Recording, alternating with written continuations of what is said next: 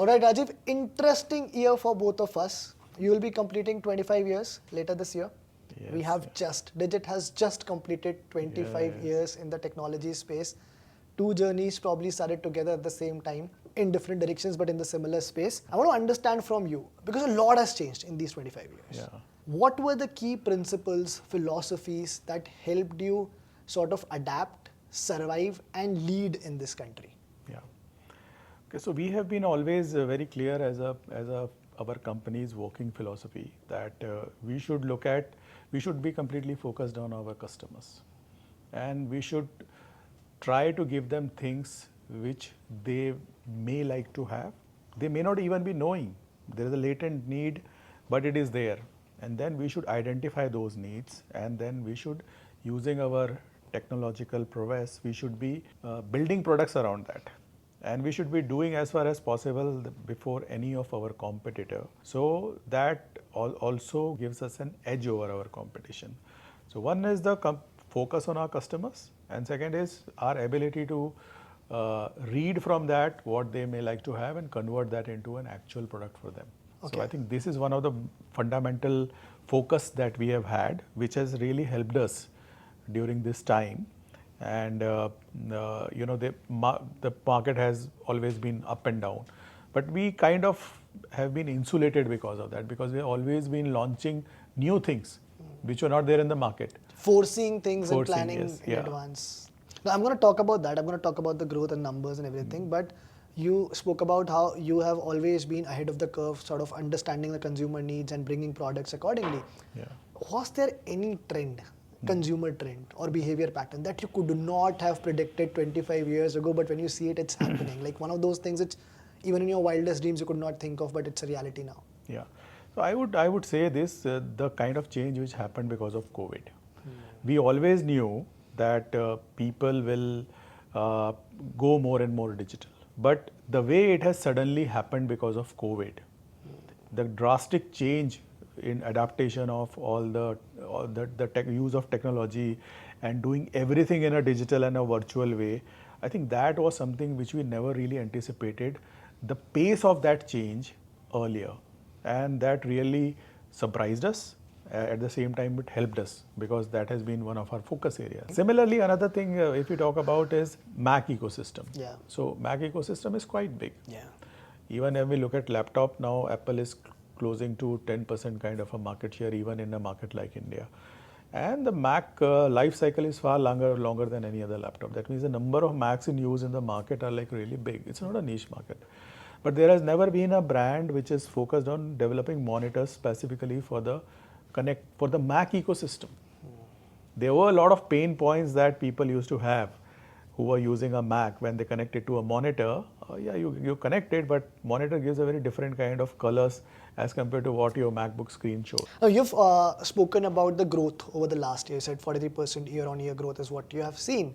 And I was reading somewhere that you also projected a very ambitious 50% top line growth for 2026, despite the industry going through all the challenges. We keep reading about it. I keep talking to a lot of people. Everybody is finding it difficult to sustain in this market. And what you've projected is that you want to cross 1,000 crore sales mark. So I want to understand, like, given the whole scenario, the whole hardware market issues that we are looking at, the whole macroeconomic pressure, how do you think that you are going to pull this growth off? What are going to be the target areas? So I think first of all, 6 months are already over and we are pretty much on track. Okay. So we just hope to maintain this kind of momentum in the second half, and it should take us to that 1,000 crore kind of a turnover. And what is really helping us is the launch of many of these new product lines. Even though monitor for Mac, for an example, is not a new product line for us, we launched it about a year back.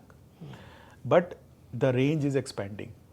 The acceptability or desirability in the Indian consumer for that is increasing. So we are getting a far more business growth than what it was then there in the earlier point of time. And the range has also expanded. Now we launched with 2 models. Now we have 6 models. So there is a lot to choose for the customer from it. So that's just one example about the thing. Second is about, I would say, B2C projectors or projectors for home. We have seen a lot of demand growth in that particular segment. And then again, we have launched new products in that segment, and we have Because of that, we have captured more market share and expanded our business. In that business, we have grown by 60% in the first half. So that's the second growth driver, I would say. Third growth driver is our interactive flat panel business, which is a growing market. But last 6 months, we have grown faster than our competitor, both in the private education as well as the government space. So the first GFM quarter was all about government business, and after that the next quarter, which is just ended, is about the private education business. So I think these three have been our growth drivers, which has given us the kind of growth in the first half. You spoke about B2C projectors, consumer projectors, of course. So one thing which I have noticed, and tell me if you agree with it, do people, and this is the younger generation, the Gen Zs, have they actually stopped buying TVs as much as like the previous generation? A lot of us used to, because TV used to be an absolutely mandatory thing for us in the house. You would have one in the living room, one in the bedroom, maybe one in the guest room as well. And today you see that people have just stopped buying smart TVs. Do you agree with that? Absolutely, and especially when it comes to the Gen Z, that's where this phenomenon is extremely prominent. And why do you think so? Because these guys are, they want to be mobile. So whatever they are owning, everything is mobile. They don't want anything big, bulky with them. Which when you say mobile, you basically mean portable, which is easy to move around. Easy to move, because their lifestyle is like that. They are living at one place today. They don't want to be tied up to a place. They are not owning the place. They are living somewhere in a shared accommodation in the beginning, then they take some place on rent for them, but they are not fixed to a place. They don't want any kind of a thing which they will find it difficult to move with them, which will slow them down.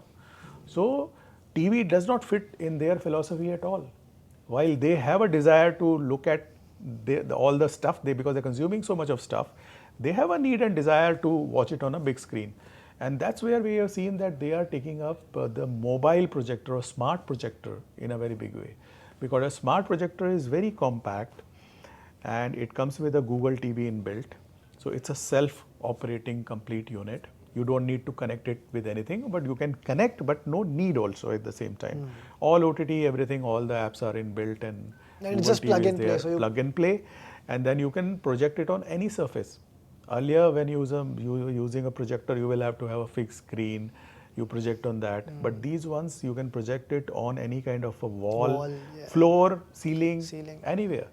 And it can compensate for the kind of color. If your wall color is like blue, it can compensate for that color so that your picture does not suffer. But where are you seeing the most interest? Is it the affordable projectors that they are aiming for, or is it, okay, we don't care about money, maybe we are ready to pay a premium, but you want the best possible experience? Where do you think most of the buying is happening right now? Because even though the numbers are good and all, it's still early days where the projector industry is still picking up, right? So where do you see most interest? So most of the volume right now are absolutely at the bottom end of the market. Okay, what is that price point? Which is like the price point would be, I would say, about 10,000 to 20,000 rupees price point.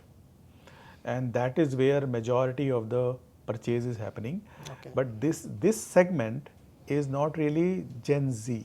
This is one or two steps above that. People who aspire to have a projector but cannot afford, and maybe people who also have a TV but they also want to have a projector experience. Yes. Right? So this is not that segment which is having projector as their first display device. The Gen Z and the projector as a first day device is sitting above that.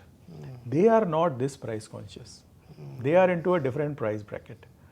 And both the segments we see a lot of growth happening. So I think these are big trends. This year, of course, as you said, that you are on track to achieve your target of 50% year-on-year growth. In the next 2-3 years, how do you surpass this number? Because it's already a very ambitious number given the whole industry circumstances right now.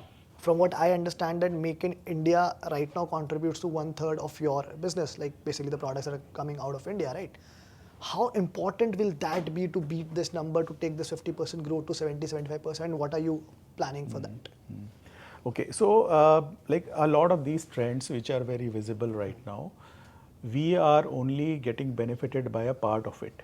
Okay. Like for example, we just talked about projectors for home, portable projectors. Now we discussed that, okay, the biggest traction or volume is there in the projectors which are priced between 10,000 to 20,000 rupees right now. We are not in that price bracket. We are above that Gen Z bracket. which is say about close to 50,000 rupees.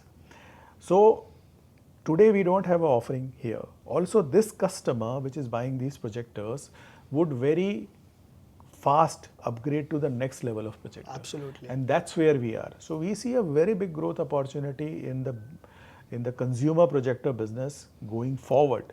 That means over next 3 years. Do you still want to tap them at 50,000 price point, or do you have plans to launch We have something plans at to 2025? come down. Come down, Yeah, okay. not to that 20,000 level, but let's say still at a 25,000 kind of a price point, we would like to start from. Okay. So that even that segment of customer should have a choice to straight away go for BenQ. Yeah. Yeah, a little premium, but then you have a reliable Yeah, brand. entry point becomes lower for you. Lower for us. So we are expanding our range also. So just to wrap this conversation up, we are halfway into 2026. We have 6 months here. You obviously must have already started working on your pipeline for next year. So what are the plans? What should the Indian consumers expect? What new product categories, new products in general? What are going to be the focus areas for this year? So one of the focus areas is we will expand in our offering for the Mac ecosystem. Okay. That is clearly That's a big focus area for you. Big focus area for us. Then in the interactive flat panel space, now the previous generation of interactive flat panels have been without any kind of a hardware support, proper hardware support for inbuilt AI. Okay. So that means you had to completely rely on the cloud-based AI to perform any AI functions on your panels. So now you're adding on-device, which means that it'll be much slower. So you're in a class, you're putting a command over there, and then you have to wait for this to come up, and process then and everything. in the process you are losing time. Yeah. So we are going to launch very soon, or we are just launching interactive flat panels with 10 TOPS NPU, which is for your edge AI. Okay. That means your majority of your AI application will happen within the panel and not on the cloud. Okay. It will be hybrid. Something will happen on the cloud, but a lot will happen inside the panel. So it will be much faster. One last question, sir. You have spoken about affordability throughout this conversation and how some of these solutions and experiences will become more affordable. Do you see the current market scenario also affecting the prices of your products? Because like we are seeing, I mean, even like an Apple could not remain safe from it, even they have been affected. So how do you look to counter that? So depending upon product to product, it is different. When it comes to monitors, I think the impact is, as of now, negligible. Okay.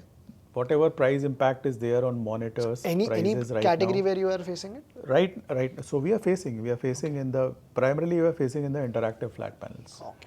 Because that is where you have processor, that is where you have a lot of Storage, memory play. memory play. Yeah, so that is where we are seeing that already the prices have gone up by almost like 15 to 20% over what they used to be like 6 months back.